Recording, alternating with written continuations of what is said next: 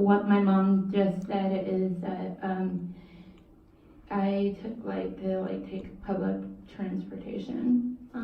You've gotten really good at it. Right, Mom? Yep. And isn't that true, Clover? Yeah, that's very true. Okay. You're very good on public transport. You want to go to this slide? Sure. So Zoe, what happened when you were in high school? Can I just tell the pictures are just really quick? How about if you tell one or two people, because it'll take us a really long time to go through that whole list of people. So this on the left is my friend Eugenia. She has been my best friend since.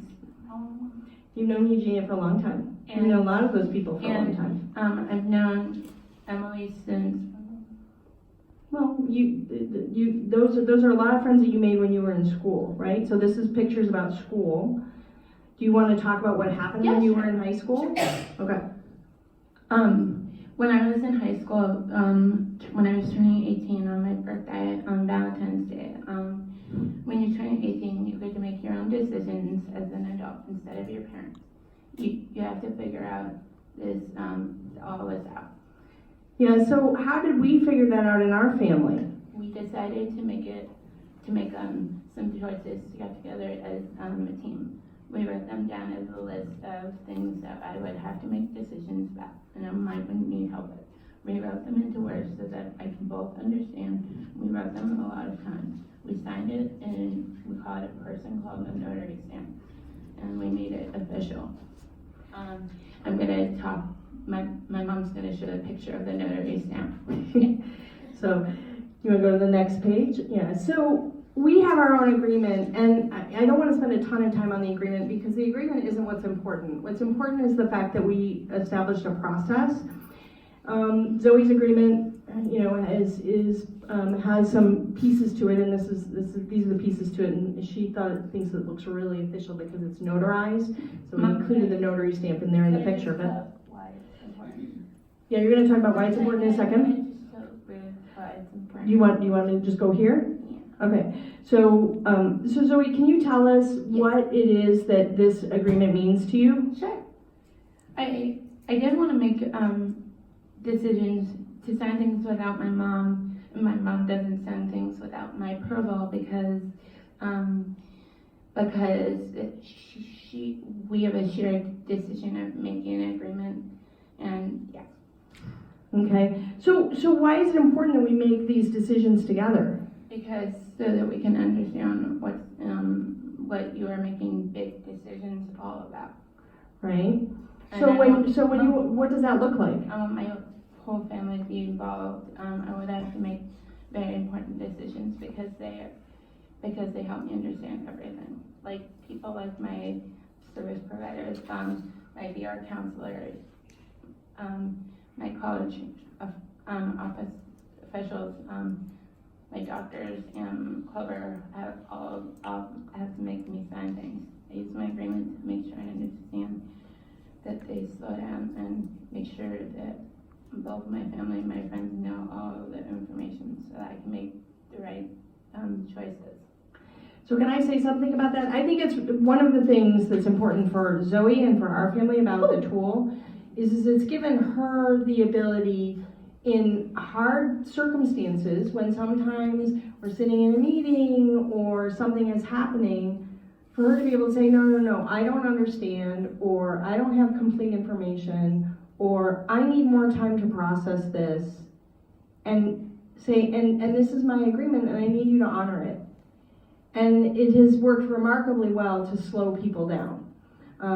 It's hard. Sometimes people don't like it because they have deadlines and we're slowing those deadlines down, or we're making people not follow the processes that they're accustomed to, right? We're gonna have a meeting, we're gonna do this, we're gonna walk out of the meeting with the signatures. And our family's the first one to say no. Clover will talk about some of those experiences. I'm not embarrassing you. I think that this is your strength. See, you have a tool, right? Okay, so we're gonna go to the next slide. So what are some of the big decisions that you've had to make? I'd rather just go to college, or when I was 18, I decided to go to college. And walk away from high school? Yeah, because it was really hard, and Megan, my supports like Alyssa, and Penny, and the brokerages like Clover. I had to make decisions about my health, with my doctor, and about my health. So, when who are some of the people that help you in making some of those big decisions? My friends encouraged me to go to college because after my dreams, they even made a petition to try to help people help me go to college, and they had 10,000 people sign it. And my family always helps me some of the times, but they're bossy, but I don't like their advice. But we always work it out. Yeah, so like I don't know if you guys can see this in the back, but that picture, who's behind you in that picture? That's my stepdad, Dan. He is the funniest, and he is. And what's the face he's making in the picture? Do you think he's agreeing with your decision in that picture? Yeah. Yeah, I think he's maybe not, but that's kind of the picture of our life. Here's Zoe in the foreground, and here's us in the background. Going, okay, that's a decision you're gonna make. So Zoe, yep, we're gonna go to this in 1 second. So I think the other thing that's important to know is Zoe has, from a very early age, been supported to develop her own social capital, right? And having social capital. Yeah, do you want to explain why it's important to have social capital? No, why? So do you remember what social capital is? Social capital is having a lot of relationships with a lot of different people that can help you in different ways, Yeah. right? Yeah. And having a lot of social capital can help you a lot with supported decision making, because then you have people to draw upon when you need help in making decisions, right? So sometimes we don't always agree, but at the end of the day, when we always work it out, but who gets to make the decision? Well, you said that. We always work it out. So after we've talked about it, and we've got all the information, and you're clear on understanding it, who gets to make the decision? I do, because I get to make my own choices. It's my life. Okay. And then, Okay, so whose turn is it to talk now about? I'm going to introduce my wonderful friend Clover. Please welcome her to the stage.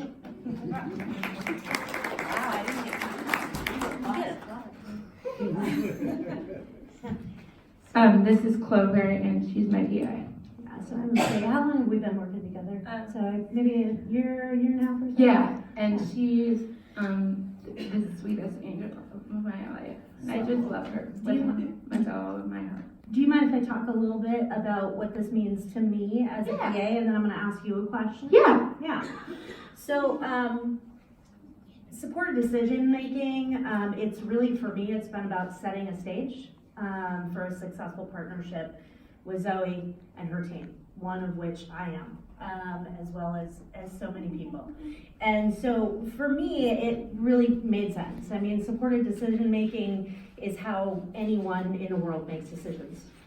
We surround ourselves with trusted people, whether that be family, whether that be a boss, whether that be a counselor, if you're seeking spiritual help or whatever it is, you are always seeking input so that you can make a decision. So I think that this framework just makes a lot of natural sense, just being a human being.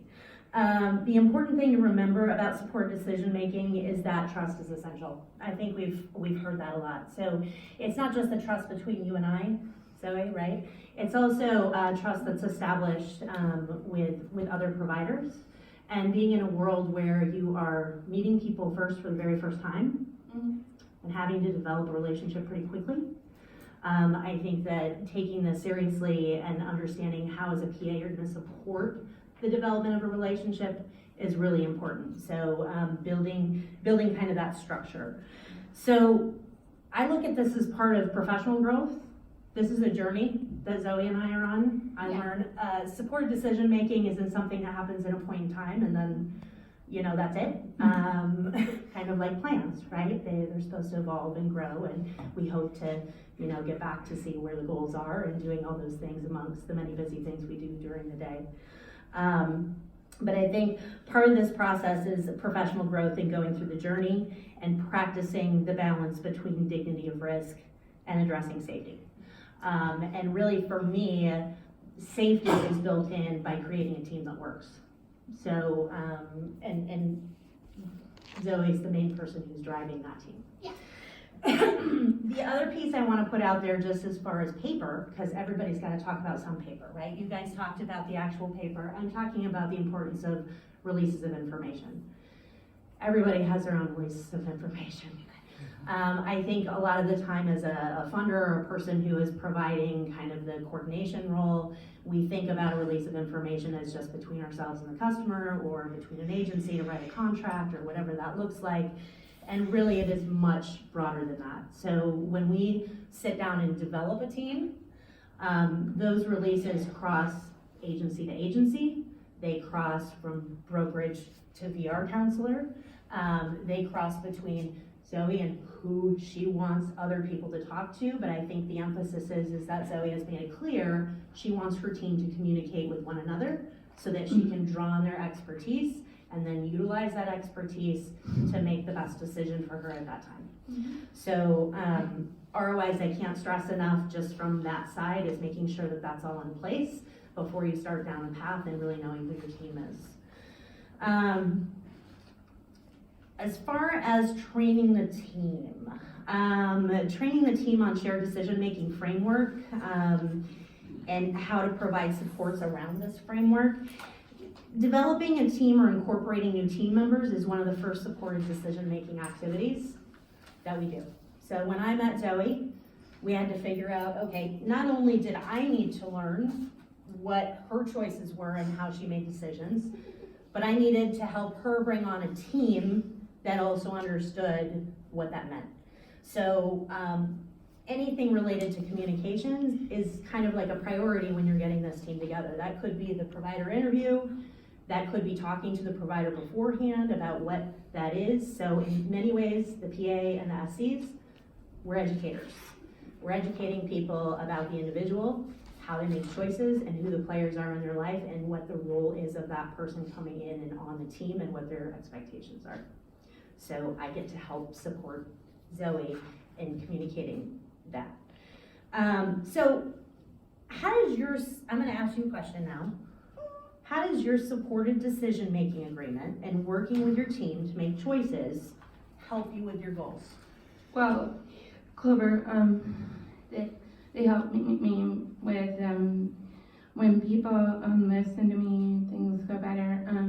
They help me take the time to understand so I can make the better decisions. When I make good decisions, I can get to my goals, to make my own decisions. Sometimes I make bad decisions and I have to learn from my mistakes. And I think everybody does that. Yeah. And Clover's gonna, I'm gonna turn the floor back And what over. do we always say about, what's the quote that I have here that you think is so important? Nothing without me.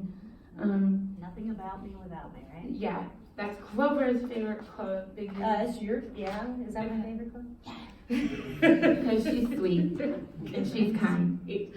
So I think that's the piece, is really supporting you, Zoe, in being able to make decisions. And again, those decisions, my job is being able to provide options, choice, resources, and also kind of a decision tree, right? So where do these decisions lead to? Where are the supports that Zoe can gather to be able to support the decisions she's making? Because in the same way she's wanting to, you're wanting us to slow down, we also want to slow the process down for the whole train itself, right? Because if decisions are going down the track and everybody involved is not taking the time to slow down and think about what all those choices are, then sometimes they can go off track, right? You with me? Okay, so the team approach, and I'm just gonna talk about this piece. One of the things that I think has helped me stay focused and helped Zoe with this supported decision-making is really knowing that vague ISP goals can create a lot of ambiguity, and it can also decrease opportunities for shared decision-making. So a lot of the time, when you communicate your goals to me, right, Zoe, we have to get really specific. We need to talk about what are the roles and responsibilities of each goal, how are we going to address that, and then at what point